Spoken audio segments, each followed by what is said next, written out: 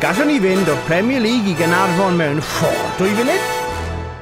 Mae gigs sy'n enwog am ei ffyddlondeb, wel, y myd pêl-droed anyway. One Club Man sy'n dal y record am nifer o gemau yn y Premier League ac I Man United. One Club Man sy'n dal y record am nifer o gemau AC Milan yw Paolo Maldini, ond ych chi'n gwybod bod fe hefyd yn chwarae tennis, multi-talent. Mae'r Guinness World Records yn cynabod Lodgy Dodd a Babes Zaharias fel yr athletwyr mwyaf amryddawn am ei llwyddiant yn chwarae tennis, figure skating, toboggan, mynydda, cyrlio, hoci, golf, saethyddiaeth, hurdles, javelin, naid, uchel, pêl fasged, pool, deifio, sglefrolio a bowlio. Ond yr athletwr gorau erioed yw Kim Jong-il. Sgoriodd 300 y tro cyntaf i ddyfolio 10 a dim ond unwaith mae wedi chwarae golf erioed. Nath ei orffen 19 twll, 38 under par gyda 11 hole-in-one. Yeah.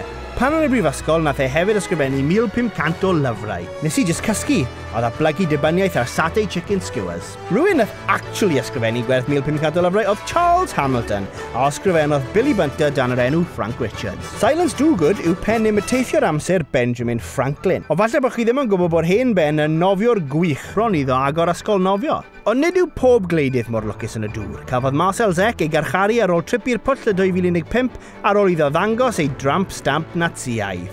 What a knob. Ac yn hyn cafodd Zec ei arestio am esgus bod yn blismon. Ond yn Lerpwl, Plismon sy'n esgus fod yn PCSOs mwyn dal hoodies cheeky'r ddinas sy'n, let's face it, ddim a lot o barchu PCSOs. Lerpwl, cartre Sneaky Plismon, tîmau pêl-droed sy'n tangyflawni a'r Beatles. Mae'r Beatles yn gallu bod yn bonkers, ond mae cyfa ei record yr album wen yn blaen ac yn syml. Yr album yma oedd ysbrydoliaeth anffwriadol i'r bachgen neis Charles Manson. Roedd e'n meddwl bod y gan Helter Skelter yn proffwydio ryfel hil rhwng pobl du a pobl gwyn yn America.